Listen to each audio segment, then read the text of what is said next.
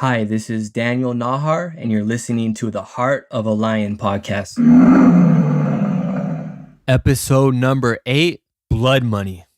It's 5 a.m. and my alarm's going off. I pop out of bed and head to the kitchen where I gobble down a granola bar and drink a glass of water.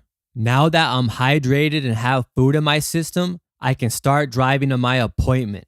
It's time to make the first of my 2 weekly plasma donations. My friend's the one who put me onto this. He called me one day and told me about this place that pays you to donate your blood. Apparently, this corporation uses your plasma to make medicine and pays you a small fee for your donation. He said it was easy to get approved and mentioned he makes between $100 to $200 a week donating. Since I was dead broke and jobless, I went to take my physical and get started. It seemed like a good side hustle till I got back on my feet. The donation center is about 15 minutes away from my house, so it's a short drive. Plus, I go early in the morning when there's no traffic on the road. As much as I don't like to admit it, I go early, hoping I don't run into anyone I know. I also throw on my prescription glasses that I don't usually wear to look inconspicuous. Being seen donating plasma does not exude success. When I arrive at the facility, I walk to a terminal and fill out a brief questionnaire. Every time I come to donate, I have to do this. The company wants to ensure I'm still healthy, haven't got any STDs, and I'm fully aware of the risks that come with donating plasma. I answer all the questions honestly, but it's hard to imagine people admitting something that will prevent them from making their donation. They test your blood every time, so they'd find out anyways, but it's kinda obvious how you need to answer to move to the next step. After I finish my questions, I take a seat in the lobby and wait to be called up front. A few minutes pass, and a lady yells, "Daniel," across the room. I get up and walk to the counter where a nurse greets me and starts my pre-screening test. The first thing the nurse does is get a reading of my protein levels. I stick out my finger and she pokes me with a device that gives me a small cut. Then she gives my finger a light squeeze and fills a tube with my blood. After that, she drops it into a machine that will analyze it. While she waits for my results, she checks my blood pressure. I always dread this test because my blood pressure occasionally comes back high. If it's not in an acceptable range, they make you wait 15 minutes and retake the test. If it's still high, they send you home and make you come back another day. It ends up being a huge waste of time, and you leave without the money that you desperately needed. I do my best to stay calm while the nurse places a cuff around my arm. She tells me to relax and breathe in and starts the test. The cuff loosens up in less than a minute, and she tells me to head to the back. I pass both tests and can begin my donation. Thank God. I stroll over to the donation floor, which is filled with rows of chairs. Before getting seated, I glance at everyone in the midst of their donation. I see a bunch of minorities that look homeless or close to it. There's a mix of old and young people in the room. To my surprise, almost as many women are donating as men. It's a sad sight. But poverty does not discriminate against genders.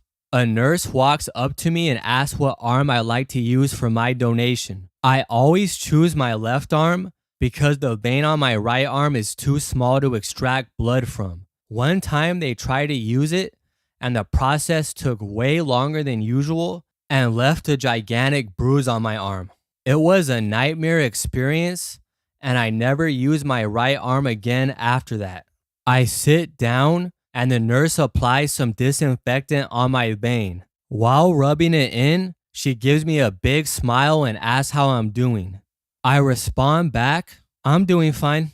Even though I'm so broke, I'm donating my blood for some chump change. It's a little ironic that the employees are over the top cheery when what's happening is so dark.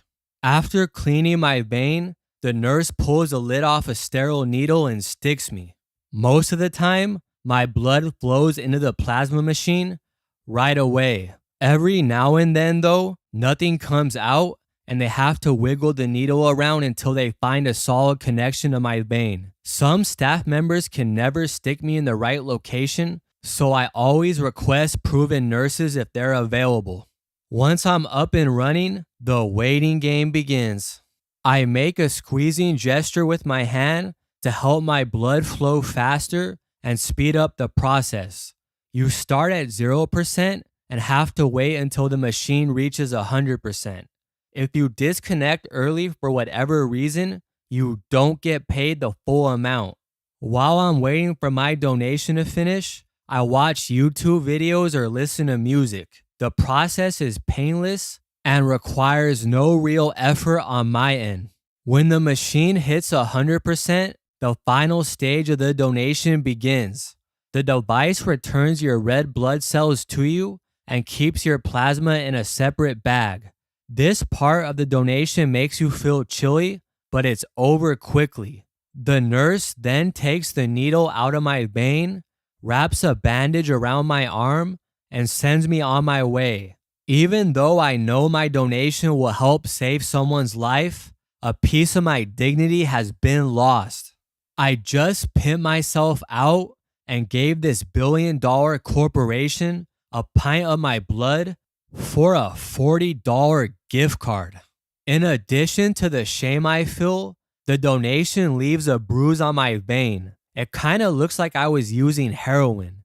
I used to be a drug addict, so I hate going around with this suspicious looking mark on my arm, especially since I always brag about being clean. Nobody's ever questioned me about it, but it does make me self-conscious. Having a needle mark on your vein is never a good look. The donation center can only use your plasma if you make 2 donations in the same week, so I'll need a return in a few days. They give you more money for your second donation, but in reality, they're paying you pennies for your blood and selling it for a hefty profit. It's not anywhere close to a fair trade. When you're a beggar, you can't be a chooser, so for right now, I have to accept what they give me. I gotta get out of this position soon though. I don't want to be doing this forever. Some people here look like they've been doing this for years and will probably donate their plasma until they die. This place reeks of poverty and exploitation, and once I'm back working, I ain't ever doing this again.